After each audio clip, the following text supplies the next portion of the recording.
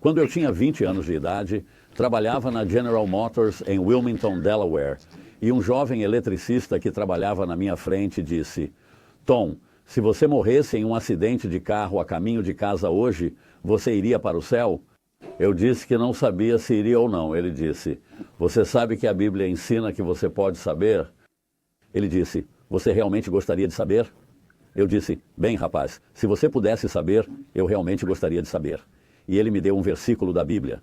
Ele disse: não sei se você acredita na Bíblia ou não, mas se acredita, ela diz no livro de 1 João, capítulo 5 e versículo 14. Estas coisas estão escritas para vocês que acreditam no nome do Filho de Deus, para que saibam, K-N-O-W, que vocês têm a vida eterna. Não que você terá, mas que agora você pode ter. E ele começou a me explicar do que se tratava. Falou-me sobre a lei de Deus sendo violada e Adão e Eva caindo em pecado e todo o contexto do que estava errado no mundo atual. Fui para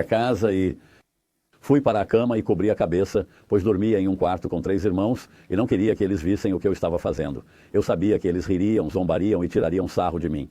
Pedi ao Senhor Jesus que entrasse em meu coração, salvasse minha alma e me desse o benefício do que Ele fez por mim na cruz do Calvário.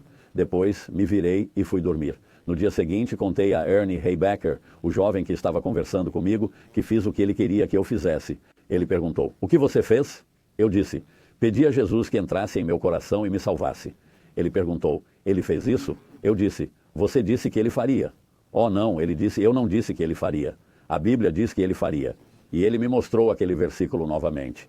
E eu decidi que se Deus me disse isso, eu acredito que vou acreditar em Deus.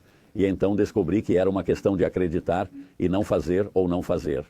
Ele me explicou sobre a lei. Deus deu a lei a Moisés no Monte Sinai. Ele lhe deu os 10 mandamentos em Êxodo capítulo 20. E ele disse: não matarás. Quando Jesus explicou aos discípulos o que isso significava no livro de Mateus, capítulo 5 do Novo Testamento, ele disse: ora, Moisés nos ensinou que não devemos matar.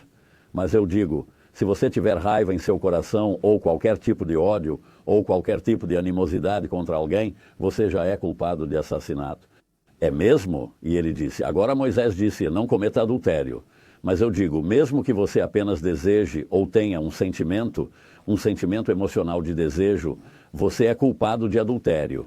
E ele explicou que violar a lei de Deus externamente, matando ou cometendo adultério, ou mentindo, ou roubando, ou todas as outras coisas que estão envolvidas na lei, até mesmo o pensamento é igualmente ruim. E Tiago 2,10, que era meio-irmão do Senhor Jesus, no que dizia respeito a Maria e José, a Bíblia diz que Tiago escreveu em Tiago 2,10, qualquer que guardar os 10 mandamentos da lei, tanto por fora como por dentro, e violar um só mandamento, será culpado de toda a lei.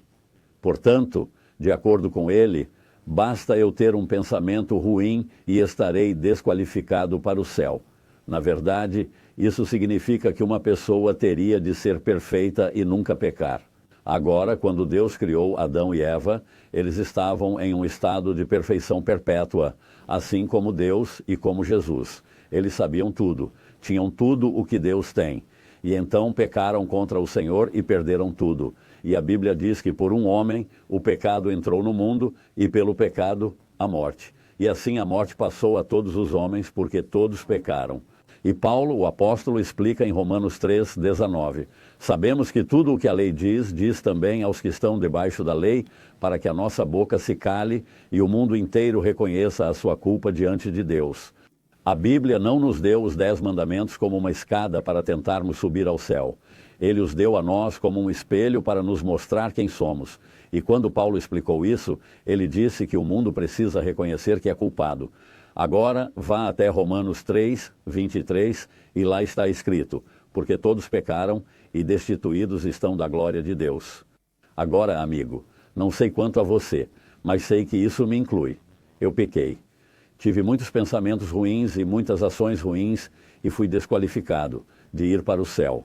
Mas a Bíblia diz que Deus prova o seu amor para conosco, porque Cristo morreu por nós, sendo nós ainda pecadores. Aqui temos a história de Cristo vindo ao mundo para nascer de uma virgem. O importante disso é que ele não recebeu a natureza pecaminosa que eu tenho e que você tem. Davi explicou que nasceu e foi formado em iniquidade e diz que minha mãe me concebeu em pecado. Portanto, o pequeno bebê Davi era um pecador quando nasceu. E isso está na Bíblia para me ajudar a entender que eu também era. As Escrituras dizem que todas as coisas que aconteceram a essas pessoas no Antigo Testamento aconteceram a elas para nosso exemplo ou para nosso entendimento. E o Senhor está tentando transmitir a mensagem em toda a Bíblia de que sou um pecador. E por causa disso a Bíblia diz que o salário do meu pecado é a morte, isto é, a morte eterna. E isso significa fogo, o lago de fogo. Isso significa ir para o inferno quando eu morrer, porque o único outro lugar para onde se pode ir depois do céu é o inferno. Agora, então, vêm as más notícias. O salário do meu pecado é a morte. Mas depois vêm as boas notícias. Mas o dom de Deus é a vida eterna. Um dom é algo que você recebe sem fazer nada. E a Escritura diz que Deus amou o mundo de tal maneira que deu seu Filho unigênito para que todo aquele que nele crer não pereça, mas tenha a vida eterna. Ele não disse que todo aquele que se filiar a uma igreja, ou for batizado, ou parar de fazer coisas ruins, ou começar a fazer coisas boas. Ele simplesmente disse que todo aquele que crê nele.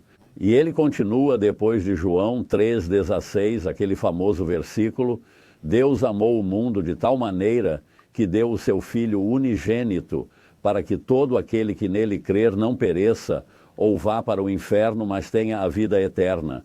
Mas ele diz, Deus não enviou seu Filho ao mundo para condenar o mundo, mas para que o mundo fosse salvo por ele. E aquele que crê no Filho não é condenado, não irá para o inferno, mas aquele que não crê já está condenado. Portanto, aqui a Escritura deixa claro que não temos nenhuma chance de ir para o céu sem Jesus. E Jesus pregou que eu sou o caminho, a verdade e a vida. Nenhum homem, nenhuma mulher, nenhum menino, nenhuma menina vem ao Pai a não ser por mim.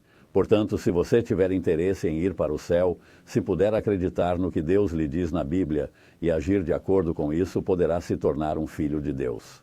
Ele colocará seu nome no livro da vida do Cordeiro, o inscreverá e fará uma reserva para você no céu. Agora lembre-se de que a Bíblia diz que há um livro da vida e que o nome de qualquer pessoa que não for encontrado escrito no livro da vida será lançado no lago de fogo. Você não quer isso e eu também não quero. Portanto, se ainda não o fez, espero que reserve um tempo para abrir seu coração, receber Cristo como seu Salvador pessoal, entregar tudo a Ele e deixar que Ele cuide de tudo. E ele entrará em seu coração, e a Bíblia diz que quando ele entrar em seu coração, portanto, se alguém está em Cristo, é uma nova criatura e todas as coisas passarão. Eis que todas as coisas se farão novas. Portanto, tudo se resume a uma questão de entrar no céu acreditando e depois ser feliz se comportando. Você precisa separar essas duas coisas. Em primeiro lugar, coloque Jesus em cena, coloque-o em seu coração, entregue sua vida a Ele e deixe que Ele salve sua alma. Depois, Ele o ajudará a crescer e a se tornar um cristão que pode ser feliz, livrando-se de algumas coisas que estamos fazendo e assumindo algumas coisas que não estamos fazendo. Essa é uma graça maravilhosa que Deus nos concedeu. E eu gostaria de recomendar que você o aceite, pois, como o irmão Mike nos apresentou no início do vídeo, ele o ama e o quer lá.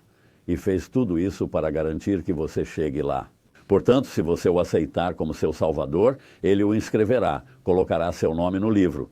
E quando você chegar à passagem para o ser eterno que ele criou para você, então você estará lá. E Deus cuidará de tudo para você. Então vamos resolver isso. O que você acha?